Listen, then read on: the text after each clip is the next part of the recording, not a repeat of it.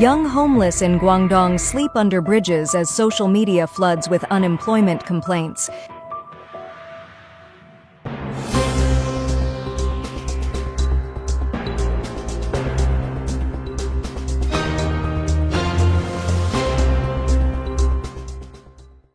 China's economy continues to decline, and the employment and living conditions of young people are alarming.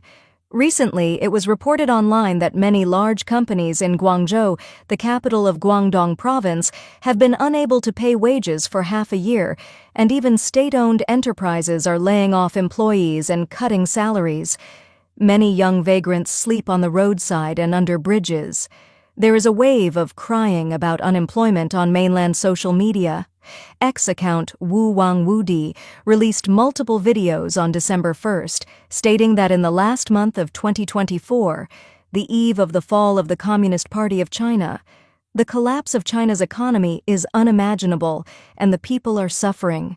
Workers are exhausted and crying. The unemployed sleep on the streets. Young people scavenge for garbage. Iron rice bowl units are laying off employees, and civil servants are facing salary cuts. In addition, companies are running away, shops are closing, hospitals can't pay wages, banks are unable to disperse money, people are protesting on rooftops, teachers are breaking down, students are jumping off buildings, canteens are in chaos, hospitals are full of pneumonia cases, and the streets are plagued with violence. According to the video, a young woman said that the current situation in Guangzhou might be unbelievable to those hearing it. Many large companies and certain groups haven't paid wages for half a year. Many companies, including state-owned enterprises, are laying off employees and cutting wages, and most small companies are on the verge of bankruptcy. Even the once envied internet sector is laying off employees, with thousands of people dismissed at a time. I am one of them. Even highly educated talents from 985 and 211 universities cannot escape the fate of unemployment, let alone ordinary people like us, the woman said, frustrated. She noted that her classmates either faced staff reductions or wage cuts, and some even stopped receiving wages altogether, leading to more than half a year of unemployment. Many luxurious office buildings are also empty, with some closed down entirely. Those who moved out have moved out. Many people sit in Starbucks and McDonald's, pretending to work, as the future remains full of uncertainties. A video shows that under a bridge tunnel in Guangdong, many homeless young people are sleeping. There are also young people sleeping on the roadside with quilts. A young woman placed a small basin in front of her, seemingly begging for food. It is heartbreaking to watch. Another video shows that in the central area of Xi'an High-Tech Development Zone in Shanxi Province, there are almost no pedestrians on the streets, and nearly all the shops are closed. A woman sighed. This was once the most prosperous street, and almost every shop is now shut down. Iron locks hang on the doors one after another, with no trace of the past glory. It's terrifying. The street shown in another man's video also had most of its shops closed. He commented that opening a physical store this year is too difficult, especially a restaurant. The investment is in the hundreds of thousands or millions, and many plan to earn money to marry off their sons. In the current environment, it's a blessing if your wife doesn't leave you. There is a crying wave of unemployment on Chinese social media platforms. Radio Free Asia reported that on social platforms such as Douyin, Kuaishou, and Xiaohongshu in mainland China, many users shared their experiences. Some cried about the hardships of life, some complained about workplace injustice, and some expressed helplessness and anger. This year, there are 11.7 million college graduates in China. According to many people, the actual employment rate of college students this year is about 50%, which is lower than last year. Many companies have started laying off older employees. China's top technology companies, Alibaba and Tencent, carried out large-scale layoffs in 2024. Alibaba laid off 14,369 people in the first quarter and another 6,729 in the second quarter. The total number of layoffs since the beginning of the year has exceeded 20,000. Tencent has been laying off employees since 2022 and has reduced its workforce by about 10% by 2024. Kai Shenkun, a senior financial commentator, told Radio Free Asia that China's current unemployment problem has not yet reached its worst point. I think the unemployment problem will become more and more serious. Now, on platforms such as Douyin, Kuaishou, and Xiaohongshu, many people are crying and complaining. Of course, some are trying to gain traffic, but a large number of people are genuinely reflecting the current situation. This is a basic reflection of China's unemployment situation. Kai Shenkun believes that massive unemployment not only reflects the current plight of China's labor market, but also reveals society's concern and worry about unemployment. He said that now is not the time for the government to invest money to stimulate the economy and save enterprises. Enterprises are unwilling to invest now, and there are no better investment channels. How can private enterprises talk about development? China's aviation industry faces wage arrears and disguised layoffs. Employees struggle to make a living. Recently, China Xingfu Airlines has long been in arrears of wages, with pilots relying on food delivery to make a living, attracting attention. Industry insiders revealed that the Sino-US trade war and 3 years of epidemic lockdowns have hit China's aviation industry hard, and the international route business has not improved so far. Recently, the Chinese Foreign Ministry announced the expansion of the visa-free policy, but it has not been effective. Xi'an's local aviation company Xingfu Airlines was recently exposed for having long-term arrears in wages and social security, attracting public attention. The company's pilots revealed that their wages had been in arrears for 3 years, forcing many employees to make a living by delivering food, driving for Didi, or setting up stalls.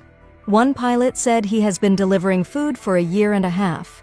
An Air China employee using the pseudonym Chen Fan revealed that the Sino-US trade war and 3 years of epidemic lockdowns hit China's aviation transportation industry hard. Even after easing epidemic prevention measures, international route business has yet to improve. The losses of China's 3 major airlines, Air China, China Eastern Airlines, and China Southern Airlines, are covered by the government. The 4th largest airline, HNA, has laid off employees in disguise, forcing many to resign. Air China employee Chen Fan, pseudonym, no matter the size of the airline, all are in a loss-making state. Many airlines still cannot pay wages, but this has not been reported. Airline employees are having a very difficult time. They don't want to compensate for layoffs. Instead, they use particularly bad methods to find faults and exclude people, forcing them to leave voluntarily. Chen Fan also mentioned that the CCP spreads xenophobia and diverts attention to maintain regime stability. This year, many Japanese and Americans were attacked in China, including the unfortunate death of a 10-year-old Japanese boy in Shenzhen, which has made foreigners feel resentful. Although the Ministry of Foreign Affairs recently announced an expansion of the visa-free policy, it has not been effective. Air China employee, pseudonym, international passenger transport is basically at about 12% of its level before the trade war and the epidemic. Visa exemptions have been relaxed for many countries, but no one is willing to come. This is because the trade war began, and the international community cannot accept what happened during the epidemic. They all think it is unreasonable. The mainland is quite scary. Mr. Hua, an employee of a Chinese airline, advised young people not to choose flight attendant majors. At the end of October this year, more than 5,000 people participated in interviews at the headquarters of China Eastern Airlines, but only around 300 were recruited, resulting in an extremely low admission rate.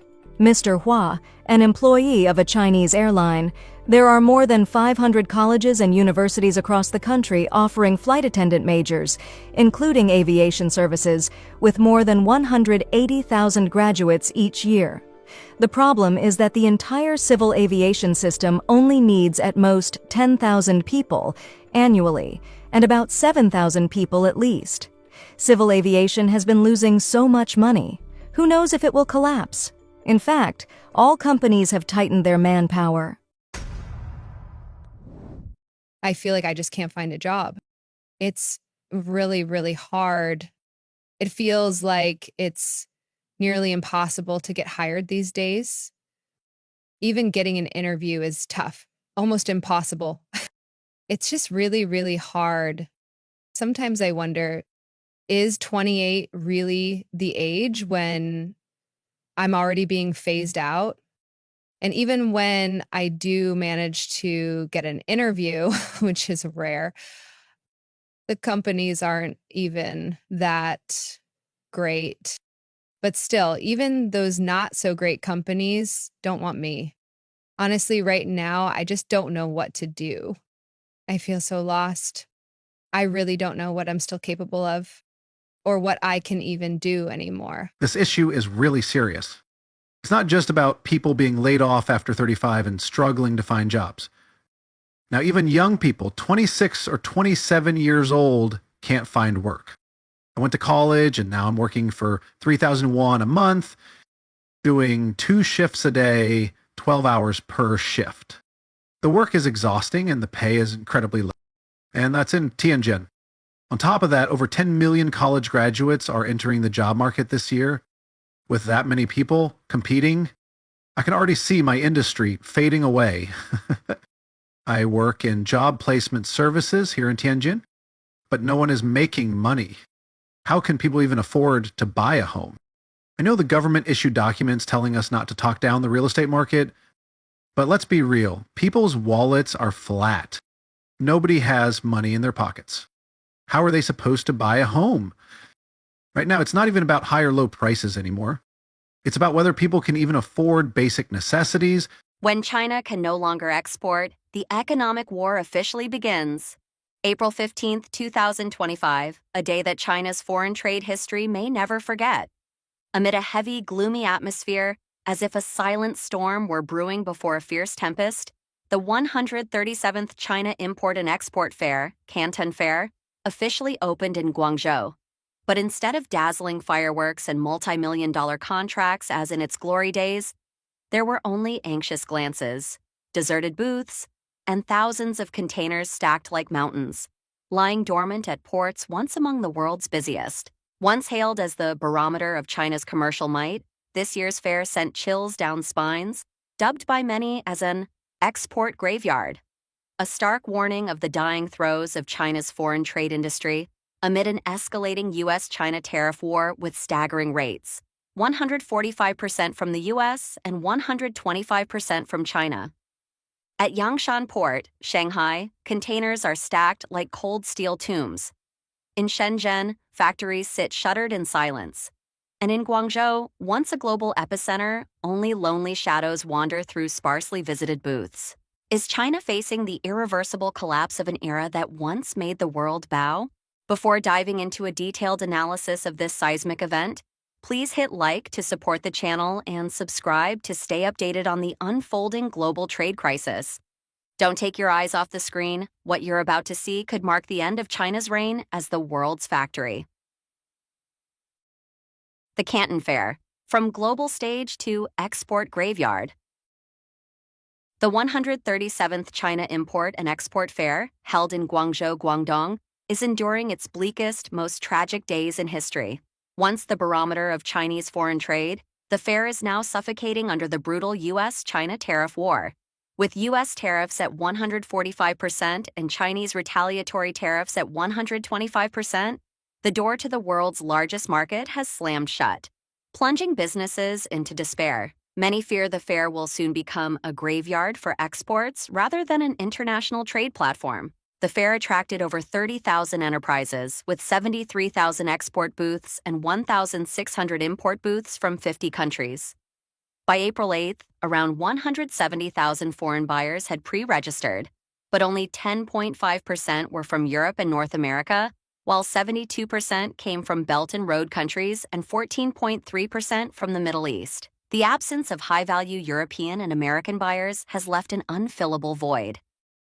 Foreign trade industry, pessimism, and a bleak future. The fair reflects a foreign trade sector teetering on collapse, vanishing Euro-American markets. A Shenzhen-based company lamented, "Over the past 5 years, European and American clients have all but disappeared. The fair is now filled with domestic competitors fighting fiercely. Business cards exchanged dropped by over half, and a chilling mood has lingered since the pandemic. High costs, zero profits. Standard booths cost thousands to tens of thousands of yuan, but resold booths fetch hundreds of thousands. A Fujian-based company bitterly noted, "We're prepared to sit idle for 5 days, but must attend to maintain our spot." Desperate domestic pivot. Many firms have turned to online sales at the fair, offering dirt-cheap products to attract domestic buyers. A Xiaohongshu comment likened the fair to a domestic arena where Chinese firms strangle each other for scraps of the local market. Small businesses on the brink. A worker at a Liaoning lifting equipment factory shared, "The first day had sparse visitors, far fewer than last year. We've lost hope." A Zhongshan lighting manufacturer spent 80,000 to 90,000 yuan on a booth but saw no European or American buyers, only a few from Ukraine, Russia, and Africa. Fragile adaptation strategies. Firms are trying to pivot to Southeast Asia or Russia, but competition demands cheap yet high-quality products. A Shenzhen executive warned, "Targeting Europe and America is futile. Russia or Southeast Asia offers slight hope, but we're selling at near zero profit."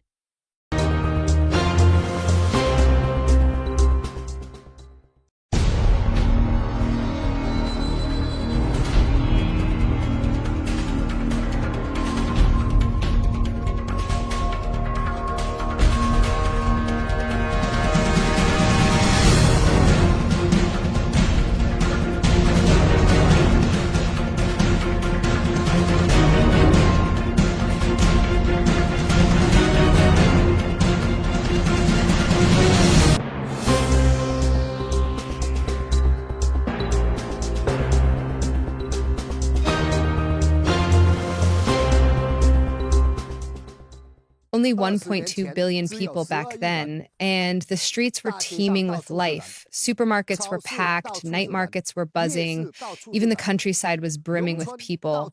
Now, with 1.4 billion, the streets are deserted, supermarkets are empty, night markets are lifeless, and in our rural villages, only the elderly remain. I can't figure out where everyone's gone. Can someone tell me where they're hiding? The commercial streets today are shrouded in deathly silence. Night markets are equally bleak. In 30 years, when the population shrinks even more, houses will be given away for free and still no one will take them. Believe it or not, if one business doesn't work, you try another. There are plenty of opportunities, right? But now, the streets are utterly empty, not a soul in sight. Yesterday, I posted a video from Dongguan. It's so quiet here now, barely any people. Some didn't believe me, saying I must have filmed it at dawn, that it's fake. So today, I came out earlier. Let's take a look outside right now. None of these shops have opened yet. Check the time. February 8th, 6:00 p.m. Up ahead, past this alley, is the market. These shops in the alley used to serve factory workers. Let's see if I'm making this up. There's a rice noodle shop. Still closed today. Next to it is the market, the fast food joints, butchers, the meat vendors, the rice noodle shops. None have opened yet. Here's the market itself. How many stalls are open? Across the street is the parking lot, which used to be packed. Full, look now, 2/3 of it is empty. This is the state of my village today. Even after the New Year and the Lantern Festival, places that used to be bustling with customers are dead. Sure, there are a few cars and some chatter here and there, but by 8 p.m., it's a ghost town. I can't even pick up a single passenger. Why is this year's holiday dragging on so long? Why is no one out? It's the 10th day of the Lunar New Year and the factories still haven't started up. My God, not a single person on the streets, especially at night. Before, after work, crowds would flood the big supermarkets. Now, no one's shopping and I can't get a single fare. What's going on this year? Is the holiday really this long? It's bizarre. It's the 10th day and factories are still idle. My God, not a single person on the streets. Especially at night, before, after shifts, people would swarm the supermarkets. Now, they're not even shopping there. I can't pick up a single passenger. Yesterday, I made 10,000. Today, just 100. Is your business suffering the same wild swings? The sense of disparity is overwhelming. The new year's over and everyone's gone. The streets are barren and the shops are even worse, completely deserted. Have we already entered the off-season? I haven't experienced this before and I've forgotten what it feels like. What should we do now? What kind of business makes sense in times like these? The crux of the problem, there are no people. No business can thrive without customers. It's the 10th day. China on the brink, a nation teetering under siege. April 15th, 2025 marks a dire turning point for China, a nation ensnared in a perfect storm of geopolitical gambits, economic collapse, and eerie societal collapse. The escalating trade war with the United States has unleashed a torrent of external pressures, while internal chaos, marked by vanishing consumers, shuttered factories, and whispers of political instability, threatens to fracture the very foundations of the Chinese state. The Chinese Communist Party, CCP, led by Xi Jinping, stands at a precipice, its every move radiating desperation as it grapples with a crisis that could herald its unraveling. Below, we dissect the catastrophic developments shaking China, with added analysis to underscore the gravity of this existential threat. A ghostly exodus. Where have China's people gone? A chilling phenomenon grips China. Its 1.4 billion people seem to have vanished. Social media is awash with haunting accounts. A Beijing street vendor reported empty stalls with more sellers than buyers. A vegetable market vendor lamented, "No one's buying. Where are they?" In Wuhan, a blogger filmed desolate streets and malls at midday, crying out, "This isn't downgraded consumption. People are gone." Official data paints a grim picture. Dining out frequency has crashed by 36.8%, while household grocery purchases rose a mere 5.7%. Restaurants, markets, and delivery services are hemorrhaging, with one driver noting, "Orders have evaporated." Factories in freefall, a desperate dance with disaster. Trump's tariffs have unleashed carnage on China's export sector. In Guangdong and Jiangsu, factories are shuttering, workers cast adrift. A Suzhou tech firm halted production, sending full-time staff on unpaid leave and firing contractors. At Shenzhen's Yantian port, goods rot in limbo, racking up storage fees with no buyers. A Guangdong trader revealed, "We're pivoting to Southeast Asia and Europe, but it's a drop in the bucket compared to U.S. losses." In a bid to survive, some suppliers are flirting with illegality. Fortune reports that 5 to 6 Chinese firms pitched Amazon's home goods supplier on underreporting goods value or using delivered duty paid (DDP) schemes to dodge tariffs. The supplier's founder warned of legal peril for complicit importers. Scholars predict a prolonged trade war, potentially engulfing finance, further strangling China's economy. The factory closures and illicit tactics underscore China's economic desperation. These stopgap measures risk U.S. retaliation, while mass layoffs threaten social stability. Unlike the 1980s U.S.-Japan trade war, the U.S.-China clash lacks mutual trust, making compromise unlikely. China's export-driven model is collapsing, with no viable replacement in sight. And factories are still idle. Business for us drivers is terrible. I bet every industry's struggling. I hope the economy recovers soon, takes off, and brings prosperity back to all sectors. Overnight, the labor markets in Shanghai, Suzhou, and Kunshan have flipped upside down. This year, at least 1 million fewer migrant workers came to Jiangsu, Zhejiang, and Shanghai. Local foot traffic is also dropping fast. What's the root cause? These past couple of years, people flocked to Shanghai, Kunshan, and Suzhou, chasing high wages, hoping to make money. But the scams here are relentless. Some factories advertise 31 yuan an hour, then dock pay with deductions for insurance or adjustments, leaving workers with just 5,000 or 0 yuan a month. Others offer 28 yuan an hour, promising travel reimbursements, free bedding, and bonuses. But workers arrive only to be fleeced by shady agencies. They can't make money. What are they supposed to do? The first year, they might not know the tricks. The second year, maybe they're still clueless.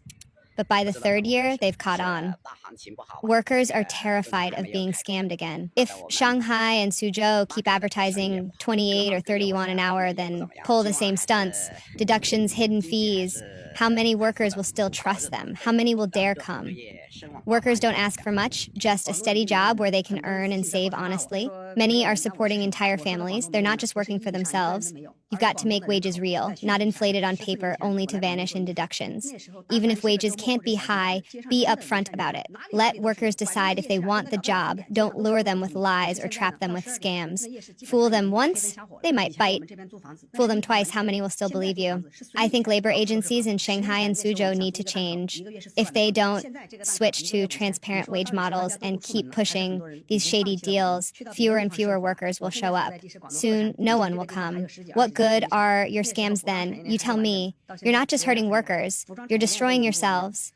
You're scaring everyone away. Soon, no one will come back. Labor agencies, who are you really harming? The workers or yourselves? Tell me, am I right? Guangdong's emptying out. Some people have messaged me upset, saying, "You say there's no one in Guangdong. What am I? Nothing." When I say Guangdong's empty, I don't mean literally not a single person. I mean the population is plummeting fast. 14 years ago, when I came to Guangdong to work in clothing, weekends or minor holidays meant streets overflowing with people. Everywhere was packed. Night markets would go until 2 or 3 a.m., streets ablaze with lights. Now, by midnight, the night markets are dark. Barely a flicker. Back then, renting a place here was nearly impossible. Apartments were snapped up instantly. Now, pick any place you want. Empty units are everywhere. 10 years ago, we wanted to rent a shop, 40,000 yuan a month. Now that same shop goes for 0. Are people just staying home, or have they given up on Guangdong, moving elsewhere to start over? Xi'an, Guangdong. This place used to have 15 to 20 garment factories with a complete clothing supply chain. Now there are maybe 2 or 3 left, and the supply chain's broken. I feel like leaving Guangdong is only a matter of time for me. What about where you are? Are the streets still lively? Are there still plenty of people? Business for us drivers is terrible. I bet every industry's struggling. I hope the economy recovers soon, takes off, and brings prosperity back to all sectors. I feel like leaving Guangdong is only a matter of time for me. What about where you are? Are the streets still lively? Are there still plenty of people? I think labor agencies in Shanghai and Suzhou need to change. If they don't switch to transparent wage models and keep pushing these shady deals, fewer and fewer workers will show up. Soon, no one will come. What good are your scams then? You tell me. You're not just hurting workers, you're destroying yourselves. You're scaring everyone away. Soon, no one will come back. Labor agencies, who are you really harming? The workers or yourselves? Tell me, am I right? Military saber rattling. A hollow roar. To rally a battered nation, China is flexing military might. New Talk reports that vessels Yuanwang 3, 5, 6, and 7 are massing in the Pacific, likely prepping for a Dongfeng 41 missile test, boasting 26 Mach speeds and global reach. This bravado aims to ignite nationalism, but Zhang Senjie warns, China's unprepared for trade war, let alone decoupling. Military posturing only deepens public terror, choking consumption further. This military display is a dangerous distraction. It may briefly stoke patriotic fervor, but it risks provoking the U.S. and allies, inviting sanctions or military countermeasures. Domestically, it exacerbates economic fears, as citizens brace for conflict rather than recovery. The CCP's reliance on militarism betrays its strategic bankruptcy, offering no path to resolve the trade war's economic toll. Xi Jinping's Vietnam Gambit, a diplomatic trap or a fatal misstep. On April 14th, Xi Jinping's arrival in Hanoi was met with a facade of pomp by Vietnam's Communist Party General Secretary To Lam. The signing of 45 cooperation agreements, including a pivotal memorandum between the China Council for the Promotion of International Trade and the Vietnam Chamber of Commerce and Industry, VCCI, was meant to cement ties. Yet, this diplomatic overture reeks of desperation. The VCCI, tasked with issuing certificates of origin, is under global scrutiny as Vietnam is accused of being a laundering hub for Chinese goods dodging U.S. tariffs. Xi's visit, far from a show of strength, has ensnared Vietnam in a geopolitical quagmire threatening its economic lifeline with the West. General Yu Tsung-chi, former dean of Taiwan's Political Warfare College, warns that China's leverage over Vietnam stems not from statecraft, but from the shadowy party-to-party ties binding their communist regimes. As the U.S. trade war intensifies, China is frantically pulling Vietnam into its orbit, exploiting these ideological bonds to counter American pressure. Vietnam, however, is caught in a lethal bind. To secure U.S. tariff relief, it must dismantle its role as China's backdoor to Western markets. Reuters cites a Vietnamese government directive ordering businesses to curb relabeling practices. But Xi's high-profile visit undermines these efforts, casting Vietnam as complicit in China's schemes. U.S. President Donald Trump minced no words at the White House. "I don't blame China or Vietnam. They're scheming to cripple America." Analyst Deng Yuen highlights the chilling tension in photos from the Xi To Lam summit, published in Vietnam's People's Daily. The images depict not camaraderie but a grim standoff, belying the rhetoric of friendship. If Trump sustains high tariffs on Vietnam, manufacturing could flee to Taiwan, India, Malaysia, or Indonesia, leaving Vietnam, and by extension China, economically stranded. This diplomatic blunder may inadvertently bolster China's rivals. As global supply chains realign away from the CCP's sphere, the situation is further complicated by whispers of turmoil within China's leadership. Mai Jin-swang, a People's Daily journalist, suggests Vietnam's elite may know of a seismic power shift in Beijing. Last July, rumors of Xi's grave illness coincided with the death of Vietnam's former leader Nguyen Phu Trong. China's response? A perfunctory condolence from the Central Committee. Absent personal statements from Xi Liqiang or Zhao Leiji raised eyebrows. Xi's subsequent appearance at Vietnam's embassy was marred by suspicions of a double. Mai posits that China secretly briefed Vietnam to ensure compliance, a theory bolstered by the lavish receptions for Li Qiang and General Zhang Yuxia in Hanoi. Zhang's commanding tone, omitting Xi entirely, fuels speculation of a leadership vacuum. Vietnam's Foreign Minister Bui Thanh Son tellingly avoided naming Xi in a Vietnam news agency interview, referring only to senior Chinese leaders. This omission screams caution, as Vietnam navigates U.S. demands and a China teetering on the edge of chaos. Analysis: Xi's Vietnam gambit is a high-stakes ploy to shore up allies, but it risks backfiring spectacularly. By entangling Vietnam in its trade war evasion tactics, China may alienate a key partner, pushing it toward the U.S. camp. The rumors of Xi's frailty and Zhang's assertive posturing hint at a fractured CCP elite, undermining China's ability to project unity. Vietnam's choice: align with a sinking China or pivot to America, could reshape Asia's geopolitical landscape. Japan's rice crisis, a global symptom. While China implodes, Japan grapples with its own woes. Dong-ae Ilbo recounts a Japanese housewife buying 9 kilograms of rice in Seoul, where prices are a third of Japan's, 3,000 yen versus 8,000 yen for 10 kilograms. She declared, "My sole mission was rice. Japan's is unaffordable." Japan's rice prices have soared since last summer, defying government interventions. Japan's crisis mirrors global inflationary pressures, exacerbated by trade disruptions like China's turmoil. While peripheral, it underscores the ripple effects of China's economic collapse, as supply chains strain and costs spike worldwide. Rare earths, a toothless ban. China's ban on rare earth exports, a retaliatory jab at the U.S., was scoffed at by Elon Musk on X. Rare earths are everywhere. Refining and manufacturing are the issue. China's scale is its edge. The West just needs to invest. With 90% of global refined rare earths from China, the ban seemed potent. But the Financial Times notes Trump's plan to mine Pacific seabed metals, signaling a U.S. push for independence.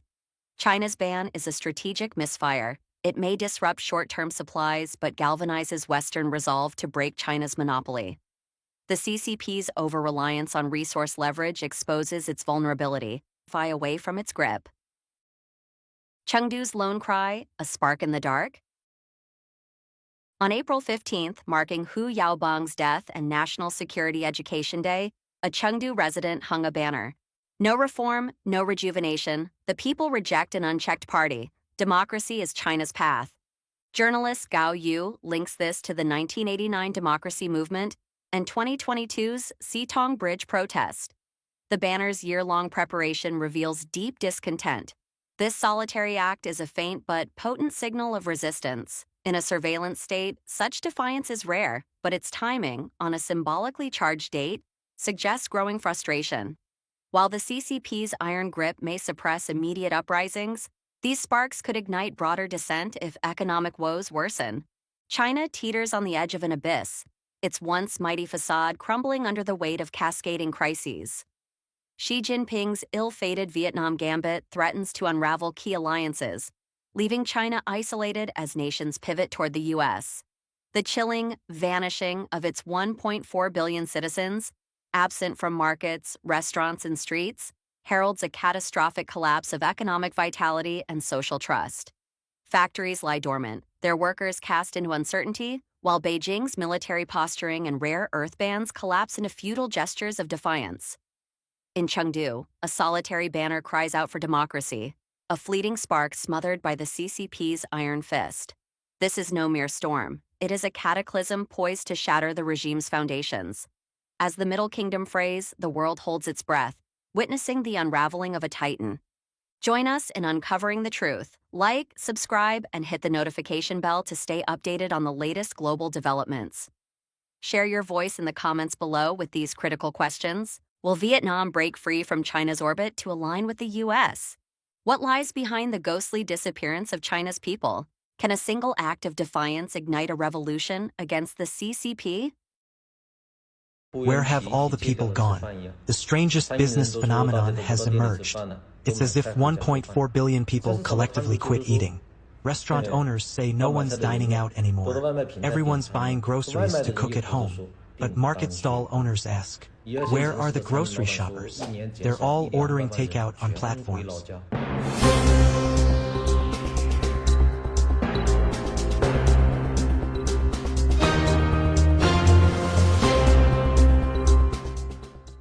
Actually, there are fewer and fewer people now. Big cities don't seem as crowded as before. Some people say there aren't many people left in rural areas either. And small and medium cities are also losing population. Where have all the people gone? Where exactly did they go? Everyone, what happened to the streets of Shanghai? Shipu Road used to be packed on weekends, but now shops are closing one after another, and it feels eerily empty. The aquarium is deserted, and even under the Oriental Pearl Tower, the crowds lining up for photos are gone. It's the same in the countryside. You can't even see any young people. Marriage rates and birth rates have been declining year after year, drastically changing the population structure. On the streets, it's mostly just elderly people and single young adults. There are fewer and fewer people in Shenzhen too. I visited a friend in Guangming district today and clearly noticed fewer people. There are fewer people on the streets and fewer diners in restaurants. Dianbei has truly become a ghost town. Even in the most central areas, there are only deserted fields. Real estate that used to sell for over 19,000 per square meter now drops to 10,000. And still nobody wants it. I bought a bun, and the vendor auntie said business has dropped a lot and she doesn't know where all the people went. Even a big city like Shenzhen has become eerily quiet. In Guiyang, walking any street now feels like people have suddenly disappeared. On Douyin, many industries are posting crazy boss lady videos because there are no customers. In Zhengzhou, a big city, there were no people at the subway station at 9:55 p.m. Harbin also feels empty these days. No people, not even cars. It's scary. It's Friday, but there's no one in the store and no one on the streets. Idle housing has appeared in large numbers across the country. China claims a 1.4 billion population, but massive online videos show a sharp decline. Restaurant owners complain about cold business. Vegetable vendors and delivery riders also suffer fewer customers. Household food purchases rose only 5.7%, while dining out fell 36%, leaving a huge gap. Some say city folks return to the countryside, but the countryside also feels empty, like a ghost town.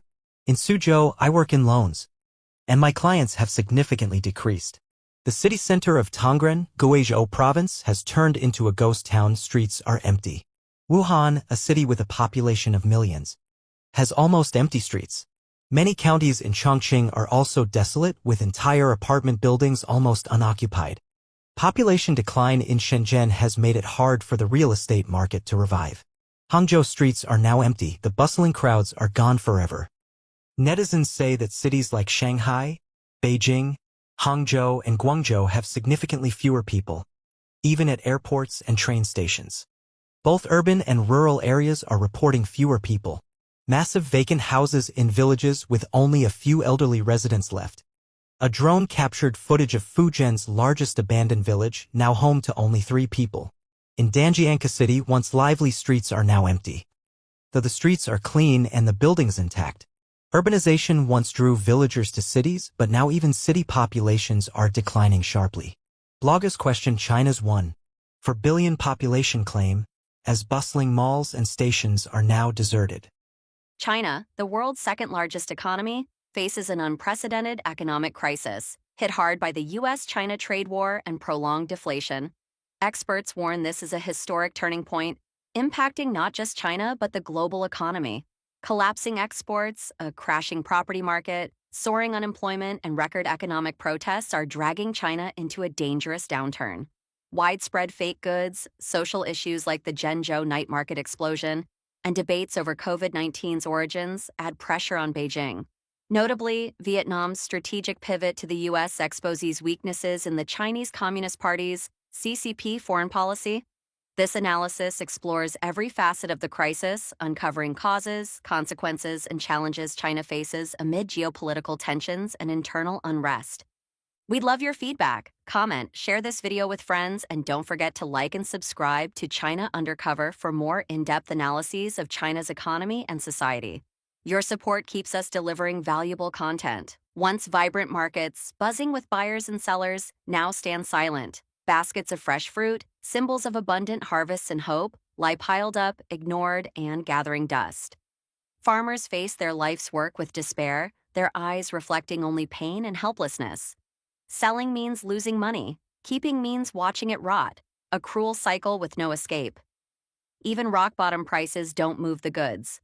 Holding prices to maintain quality? The market turns away coldly. In life's rush, fruit becomes a burden, and farmers' pain grows daily, like wounds that never heal. One vendor, earning just 10 yuan a day, throws a fruit basket to the ground in anger, releasing a lifetime of struggle. A Hainan farmer, voice trembling, says, "I'd never bulldoze tons of mangoes, my year's work, unless I was pushed to the brink." A fruit wholesaler facing a fresh shipment says bitterly, "People ask if the fruit business is good. Here's the answer. The goods arrived, unopened, and they're already rotting inside." She explains that with such bad stock, she can only call it bad luck. She can't sell, but won't let customers pay for poor quality. At Babu's largest fruit market, sugar oranges hit record low prices. Yet buyers are few, leaving huge piles of oranges rotting by the roadside, a painful symbol of an industry's collapse. Netizens lament, Guangxi mangoes are cheaper than ever, just 1.6 yuan per kilogram, the lowest in my 5 years in the trade.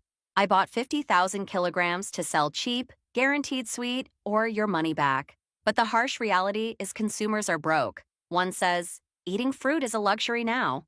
I have mouth ulcers, but I'd rather buy vitamin B2. It's cheaper. Another notes high transport costs, fuel, tolls, labor, wipe out profits, trapping fruit in production areas. The result? Crops rot in fields while city shipments are priced too high for most to afford. This year's golden berry harvest was a disaster. A bumper crop led to massive oversupply, leaving farmers hopeless. Traders offered such low prices that farmers crushed the berries on the spot rather than take them home. Netizens rage, golden berries are bland this year, no sweetness, no tang. Maybe not enough sun? Blueberries face the same fate. A farmer says, in days prices fell to a quarter of before, we fed them to pigs. We couldn't sell. A user says bitterly, you can't sell, I can't buy. Everything's too costly and the fruit small. It's not that we don't want it, we can't afford it. Watermelons, grapes, chilies, no crop escapes this tragedy. Grapes hit 0.3 yuan per half kilogram, yet no one buys, leading to entire fields being dumped. High-quality watermelons, sweetness level 14, guaranteed by farmers, sit unsold in empty markets with no trucks in sight. A viral video shows a Hainan farmer trampling unsold chilies, priced at just 0.3 yuan per kilogram after Lunar New Year. A year's hard work vanishes in despair. Farming is no longer just a job, it's a path to loss. The U.S.-China trade war adds fuel to the fire. With U.S. tariffs at 245% on Chinese goods and China's 125% on U.S. goods, export fruits like apples, pears, grapes, and oranges can't compete. The U.S. market, a key destination for Chinese produce, is nearly closed. Farmers who poured sweat and investment into land and crops now face overflowing warehouses and crushing debt. Rising production costs, scarce water, costly fertilizers mean they struggle with low prices and financial strain. Natural disasters worsen the tragedy. Tornadoes, sandstorms, and fierce storms destroy greenhouses and crops. In Jiquai, farmers sit stunned amid ruins, hands trembling, begging for a way to survive. Their lives, from hope to sweat, are swept away in moments. A Shandong TikToker, standing in a field of unsold cabbages, chokes up, "Each cabbage leaf is a drop of sweat, a spark of hope. Now they rot in the field." Seeing this, I feel hope itself is rotting. Chinese farmers are not just victims of an economic crisis. They're lone fighters battling unfair markets, harsh nature, and brutal trade policies. They're the soul of the nation, yet abandoned in a global storm. Will China hear the cries from its fields, or will these farmers' sweat be buried under the rubble of a crumbling economy? We might really not be able to hold on much longer. Because honestly, we've been struggling for an incredibly long time. Right now, we're at one of MOBA's warehouses. Just this single warehouse alone covers more than 6,000 square meters, and it's fully stocked with all kinds of goods. We built MOBA little by little, fueled purely by passion and personal preferences, starting from zero to what we have now. But now walking through the warehouse and seeing all this unsold inventory, seeing even more goods stuck outside unable to come in, and knowing our factories are waiting for huge payments to be cleared, feels like we really can't hold on anymore. Making this decision has been incredibly hard. China's fake goods, a shocking global issue. Beyond the economic crisis, China faces criticism for being a global hub of counterfeit goods. A 2024 U.S. Trade Representative report names China as the world leader in producing and distributing fake goods on a massive scale, listing 39 online markets and 33 physical markets as key hubs. From Louis Vuitton bags and Rolex watches to cosmetics and electronics, Chinese fakes flood domestic and global markets, costing brands billions. Yiwu, dubbed the capital of knockoffs, produces fakes at lightning speed. When a product trends, factories can create samples in one day and deliver in two. Other cities like Putian, fake shoes, Baigu, fake bags, Suzhou, fake cosmetics, and Qingdao, fake clothing, form a complete supply chain, from materials to packaging. But fakes don't just hurt the economy, they damage China's reputation. In Mexico, authorities shut down some Chinese goods markets for selling fakes and mislabeling origins, a move some Chinese media blamed on U.S. pressure. Yet Xiao argues the real issue is the unethical business culture of some Chinese firms, using low prices and poor quality at home and abroad.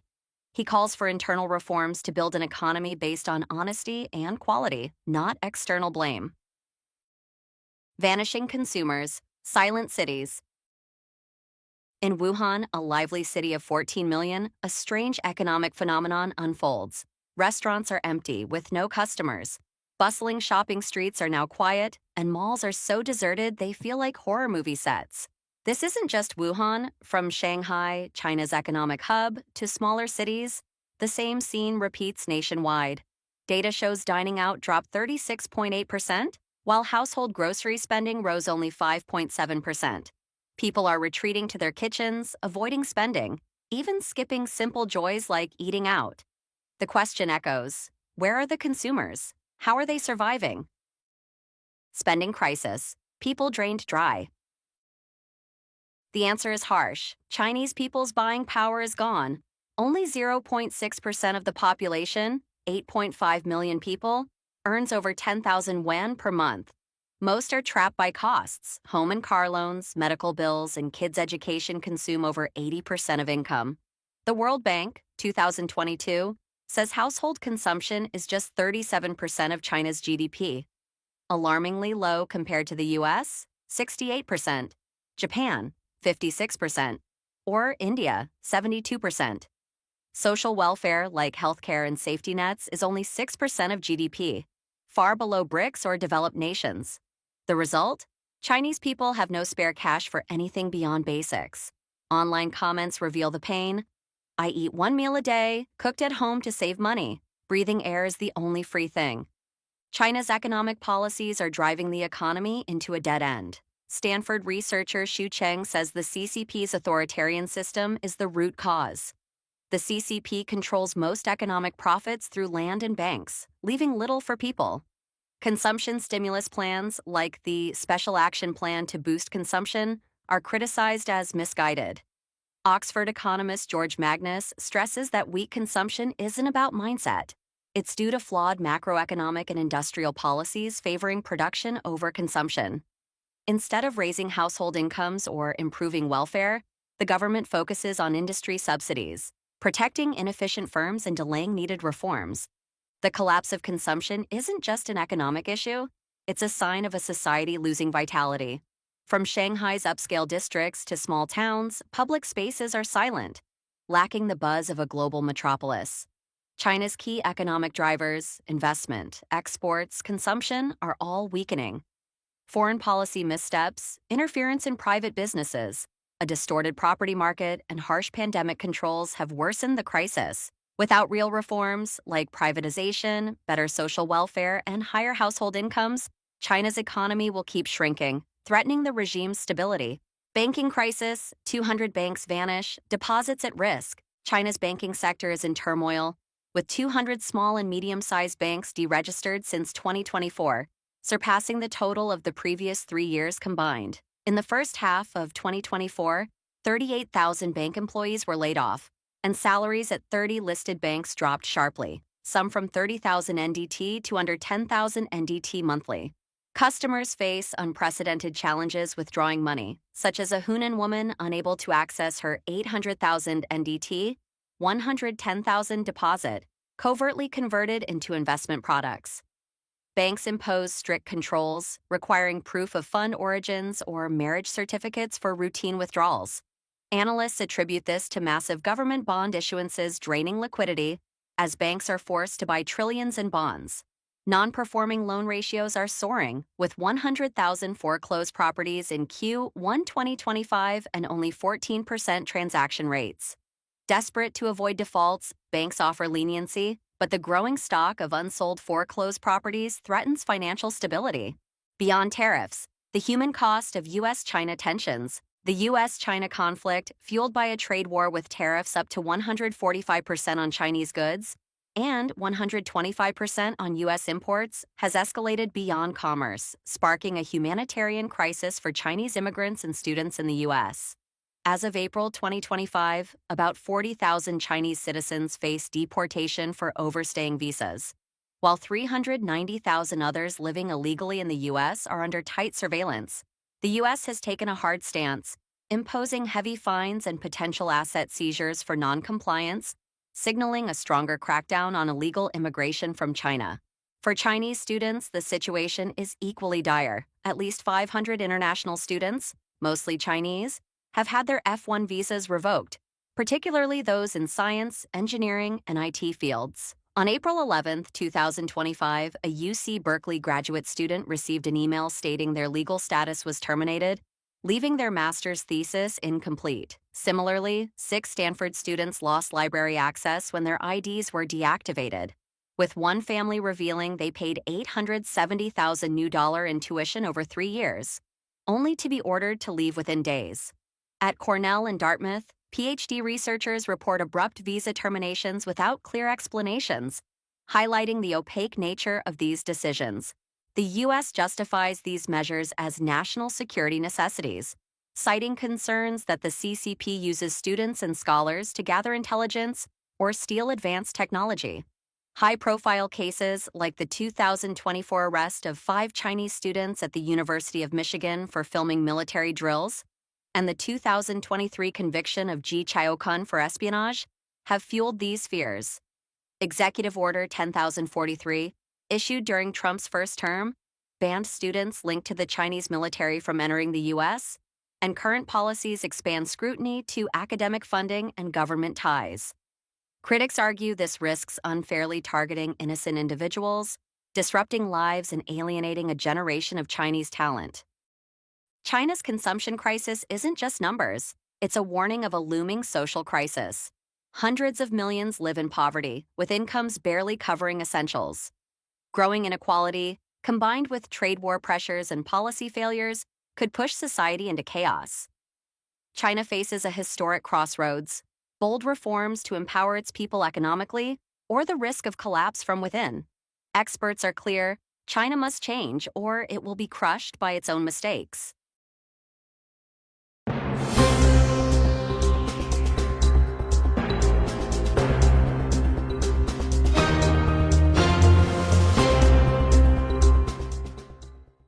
我来的时候我才24岁，我现在都已经35岁了。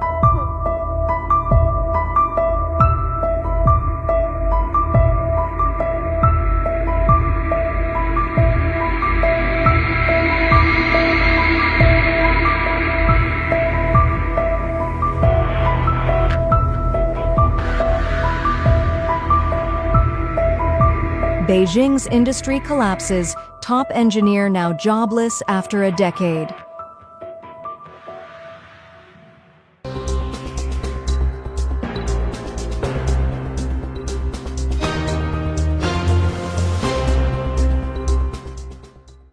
Friends, I feel really bad right now. I had another quarrel with my wife last night. We were originally discussing whether to actually sell the house. Then we talked about the issues with my original family, and that led to a quarrel. In fact, I feel really bad. When I coaxed my son to sleep last night, I cried while telling him a story. I feel like a failure. I have been in Beijing for more than 10 years. When I was young, I was full of vigor and vitality. I wanted to achieve something and provide a good life for my wife and children in the future. But now, I don't have a good life, and I still owe a lot of foreign debt. The blogger said that sometimes he understands why his wife quarrels with him. From her perspective, as a husband and the head of the family, he should have been the one supporting them. But now, not only does he fail to do that, but many things still require his wife to manage. In recent years, his mother-in-law and father-in-law have helped them a lot, not only by taking care of the children, but also by providing financial support. He was especially grateful because he was not an ungrateful person. I also wanted to become independent earlier and not let them worry about me, but I haven't managed to do it yet. Looking back, I have been in Beijing for more than 10 years. My youth and career are gone, and now even my home may be gone. I don't know whether Beijing is worth staying in or if there is any meaning in staying. But if I leave Beijing, where can I go? My hometown has not developed at all. Go to my wife's hometown? Farm? It may not be realistic. And sometimes, deep down, I feel very unwilling. I can't believe that in such a big city like Beijing, there is no place for me to stay. Do I really have no way to take root and establish myself here through my own efforts? But now I am also confused. Should I leave or stay? 可是现在我也迷茫了。 到底是去是留？ I am a programmer at a large internet company. I have been with the company for almost 14 years. This layoff was actually within my expectations, and I received N+1 compensation. Since I started working, I have been working overtime every day. On top of that, I have very poor sleep. My body has been severely overworked, and I have undergone 2 cancer operations. In fact, I think that being able to persist until now, for the sake of my career, has been an achievement in itself. At present, she has sold her house in Beijing and is about to end her 18 years of drifting in Beijing to return to Shandong. I've finally made it. I've been waiting for so long, but I still feel sad when I think about leaving. When I think about everything I've experienced in the past 18 years, I feel a deep sadness. I hope I can restart my life when I go back. My husband and I will end our life in Beijing and return to our hometown today. This time, I may never come to Beijing again. I was only 24 when I came here, and now I'm 35. As long as you have been to Beijing, you will feel extremely happy no matter where you go. I'm tired of Beijing. I'm really tired of Beijing. Why do people choose such a difficult way of life for themselves? China's current economic situation can be said to be worse than before. Many Chinese men can no longer afford family expenses. According to a survey by CICC, among the 1.4 billion people in the country, only 700,000 earn a monthly salary of more than 20,000 yuan. The so-called labor support rate refers to how many people an adult can support. So what does this data mean? Simply put, the income of many Chinese men is no longer enough to cover family expenses, and this issue is not an exaggeration. The data is indeed accurate. In the United States, the labor support ratio is about 4.8, meaning one adult can support 4.8 people. That's why you see many American families with full-time housewives and multiple children. In Japan and South Korea, this indicator is also 3.8, meaning one adult can support 3 to 4 people. What about China? Our labor support ratio is 1-to-1, which means one adult can only support themselves. In other words, it is almost impossible for a wife to be a full-time housewife and raise a child. This year, at the end of the year, some abnormal events, some things will suddenly happen. I feel that there will be more. The blogger said that at the end of the year, events such as creditors demanding debts and bosses running away often break out in a concentrated manner. He suggested that if you owe someone money, in previous years, you might have been able to argue, but this year, try to pay as much as possible, safety first. Don't be the last straw that breaks the camel's back. IBM China Investment Company suspends operations, about 1,800 employees unemployed. The International Business Machines Corporation, IBM of the United States, has officially ceased all business activities of its investment company and branches in mainland China. All related offices in Beijing, Shanghai, Dalian, and other cities have been shut down, marking the end of IBM's 30-year local R&D system in China.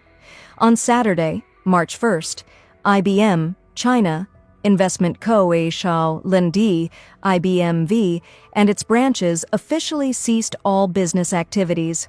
About 1,800 R&D and testing employees in Beijing, Shanghai, Dalian, and other cities lost their jobs overnight, and its office equipment in Beijing's Huanyu building is being dismantled. In response to inquiries from Chinese media, IBM stated that it is currently integrating product development functions worldwide. Following the adjustment of its Chinese laboratory last fall, IBMV, which originally handled IBM's product development functions, has completed its main mission and is therefore closing as planned. IBM stated that the closure process will be carried out in accordance with relevant Chinese laws and regulations. However, IBM China Codas Ladalaus, as IBM's business entity in China, will not be affected. Its statement read, "Our business focus remains on helping Chinese companies seize the opportunities brought by hybrid cloud and artificial intelligence technologies. These changes will not affect our ability to support customers in Greater China." According to available data, IBMV was established in 1992 as IBM's first wholly owned subsidiary in China, primarily responsible for managing research and development operations in the country. In its early years, the company focused on manufacturing large-scale hardware, generating substantial profits. In the early 21st century, joining IBM in China was considered highly prestigious.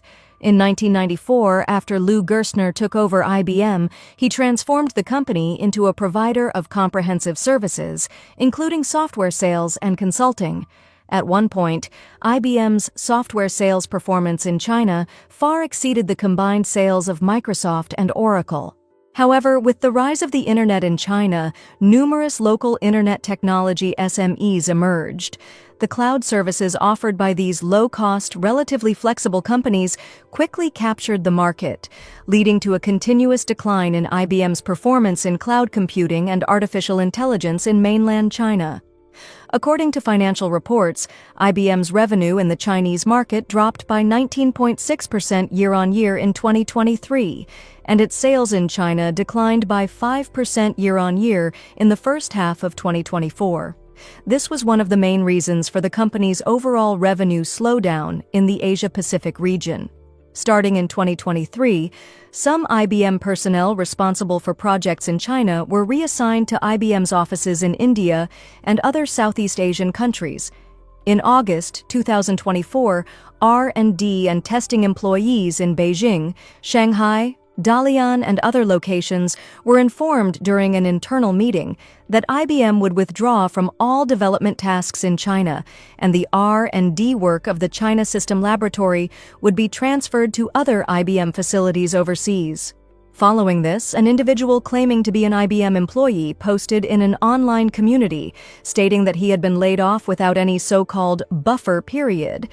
The employee also revealed that about 1,600 IBM China employees had left last year. Under related reports by mainland media, Chinese netizens had much to say. A Shanghai netizen wrote, "IBM still has 3 large companies in China. The task of developing servers has moved abroad, but it is likely that other companies will gradually withdraw later. The trend is clear, just like a play." When the economy declines, Chinese men lose their jobs, go bankrupt, and their marriages quickly falter. In a society ruled and educated by the CCP, where money determines status, many women are willing to leave their husbands as soon as they can no longer provide. Marriage is no longer a strong bond, but an exchange based on benefits. Once successful Chinese men, after a fall, not only lose all their assets but also their families. When they are rich, they are the pillars and pride of their wives and children. But when they fail, they are seen as a burden. Many women do not want to suffer with their husbands, but choose the path of divorce to seek a better life. Chinese men who fall into bankruptcy not only face financial pressure, but also suffer the betrayal of their loved ones. In today's Chinese society, poverty not only leaves men penniless, but also causes them to be abandoned without hesitation. Today, let's learn about this topic together. Today, I am divorced. Do all families in debt have to divorce? My wife and I lived together for 30 years. Before, when I was at the peak of my career, I owned 3 companies, 4 houses, 3 cars, and had savings in the millions. Every time my wife bought clothes, it cost her more than 10 million, and every year her beauty expenses amounted to hundreds of millions. On holidays, I gave my parents-in-law pocket money, each time in the tens of millions. But I always thought that men earn money, women spend money, all for a warm home. I never complained or blamed anything. But reality gave me a painful slap. Since I got into debt, my wife argued with me every day, unable to bear the hardships of life, and finally decided to divorce. But are divorced families really happy? Thinking of my elderly parents seeing their family broken, how heartbroken they would be. Thinking of my poor child returning home to a cold place, without the love of his parents, without the warmth of happiness like before. In the eyes of his peers, my child is being pointed at and gossiped about. Just thinking about it makes me feel infinitely heartbroken. What about me? At night, without a partner by my side, there is only hardship and loneliness. There is no one to confide in, no one to talk to. Therefore, I want to advise those who are thinking of divorce. If the other party does not violate moral principles, do not decide to divorce over a little financial difficulty. When getting married, didn't you swear that whether rich or poor, you would share the hardships together until your hair turned gray? Now you feel that your marriage is not happy, but are you sure that the next marriage will be more fulfilling? Are husband and wife really like birds in the same forest, flying away when adversity comes? The purpose of marriage is to enjoy happiness together, share hardships together, and face the ups and downs of life together. That is the true nature of marriage. I am 36 years old this year. My company went bankrupt, my factory closed down, and I am in debt for more than 3.6 million yuan. Now, I really have nothing left. The only thing I have left is a huge pile of debt and myself. After I got into debt, my wife very decisively asked for a divorce without hesitation. Only then did I truly understand what it was like for a husband and wife who once shared a bed, but, in times of trouble, went their separate ways. My close brothers and sisters also turned their backs on me when I went bankrupt. I finally understood that when I was rich, even in remote places, people would still come to me. But when I was poor, even in the middle of a crowded market, no one would care. When I fell into dire straits, even the closest people turned their backs. These things made me feel extremely depressed, but also taught me a lesson. People can only rely on themselves. Today, my mother called me. She repeatedly asked, "How much do you owe?" I didn't dare to tell the truth, so I lied and said I only owed 500,000 yuan. My parents were stunned upon hearing that. Then they said they would use all their retirement savings to help me repay the debt. But I knew I couldn't let them do that. I had to take responsibility for my own mistakes. I had no right to make my elderly parents pay for me. I once thought about ending it all, but when I looked back at my parents and children, I realized I couldn't. No matter how difficult the road ahead, how hard it gets, or even if I have to crawl or kneel, I will keep moving forward. As long as I'm alive, there's still hope. I will prove to those who look down on me that I can make it. People like me, those who have failed and fallen into debt, don't give up. We will use our actions to show that we can stand back up. Let's push forward together, guys. Today, I am completely broke. Everyone must have seen what happened in the past few days. Now, my store is closed, my wife has divorced me, and all my assets are frozen. This is where I stand now. A few years ago, I partnered with a friend to open an electronics store, investing about 3 billion. Over the past 4 years, due to the impact of the pandemic and tough business conditions, the store couldn't survive and had to close. Now, I have nothing left, not even a penny to spend. The irony of starting a business is overwhelming. In just one night, I lost everything. Now, I don't even know how I will get through tomorrow. At 36, I am buried in debt. I wonder if anyone can understand this feeling. I went to my relatives, friends, even people I had helped before, but no one was willing to help me. Only then did I realize how tough life truly is. Only now do I understand the true nature of family, friends, and brotherhood. When I had money and others needed my help, I never turned them down. But when I was in trouble, no one was there for me. If a man has no income for more than a year, the divorce rate is as high as 85%. This is what blogger Bason Min Thuk once said, and now I find myself living that reality. I haven't posted anything recently because I've been dealing with it. My wife made it clear, she no longer loves me. She feels I am no longer worthy of her because she has her own goals. In the past, I tried to hold on, tried to change myself. But in reality, this conflict had been building for years. When the shock of unemployment hit, the pressure of life reached its limit, and everything collapsed. To those who haven't reached this point yet, I just want to say, cherish the one beside you. Husband and wife are meant to face hardships together. When the time for change comes, it might already be too late. Still, I will not give up on myself. A sad truth. If a man's income is interrupted for over a year, the divorce rate can reach 90%. It has little to do with how much he made before. As soon as the income stops and the family can no longer maintain its lifestyle, separation often follows. Looking at recent cases, the pattern is clear. Most men who once had high earnings but then suffered a financial collapse ended up divorced. It's heartbreaking. When a man is unemployed, when he has no money, he faces the risk of losing his wife and children. Right now, a wave of divorces is sweeping through unemployed and failed businessmen. Chinese men are entering an era of poverty divorces. In the past, women flaunted their divorce papers online, often due to their husband's betrayal or domestic violence. But now it is men who are left raising 2 or 3 children alone, living in solitude after middle age. They lose their jobs, go bankrupt, and have no source of income. When men are no longer providers and cannot temporarily support the family, some women find an excuse to argue and then ask for a divorce. Some even quickly find a replacement, someone who can continue to support them.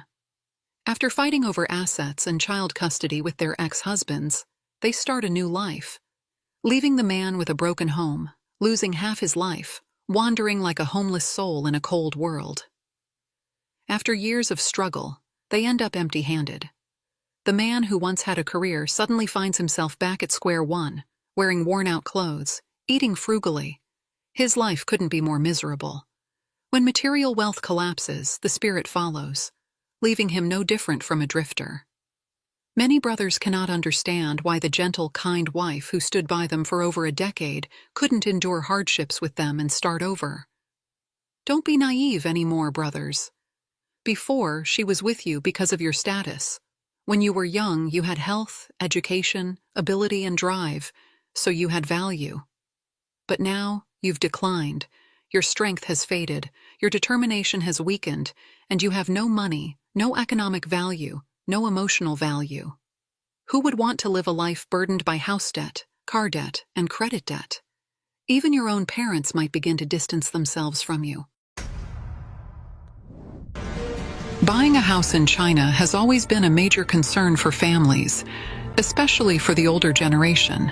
They see owning a home as essential for stability and a symbol of social status and economic strength.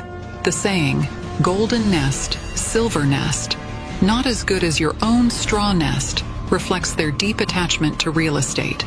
However, soaring housing prices in first-tier cities have discouraged many working-class people, with even the middle class feeling the strain.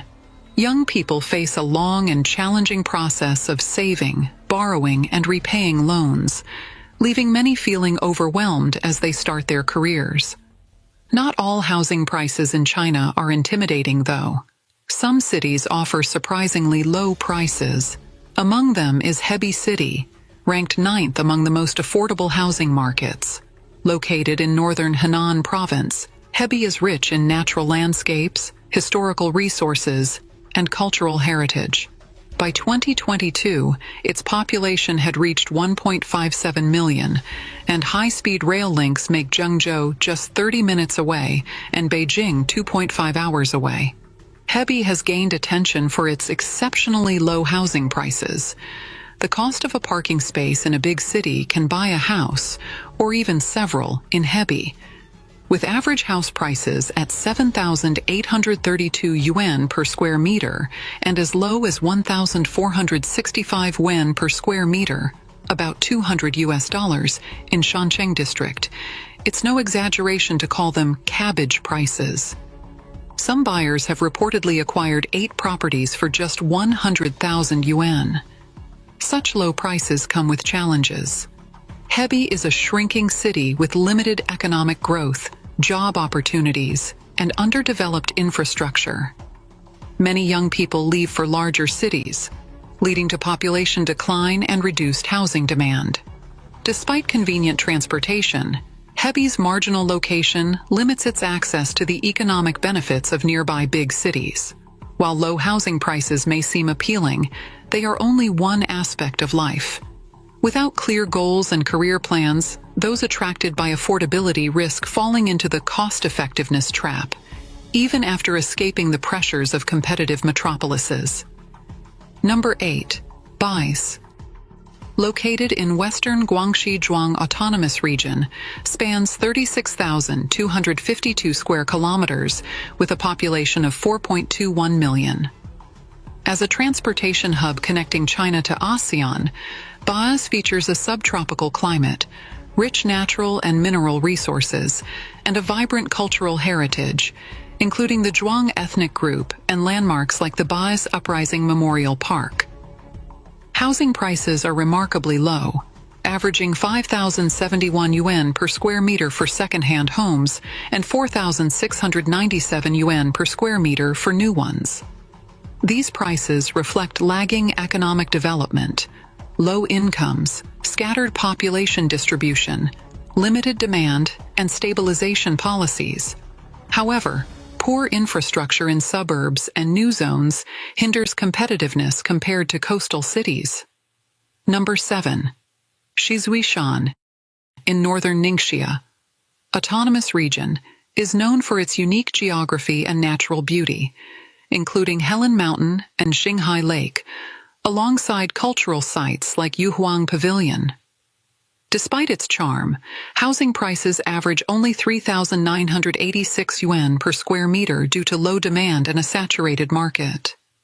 Once thriving on coal resources, the city's economic decline following coal depletion led to a population exodus and plummeting housing demand, leaving properties unsellable even at bargain prices.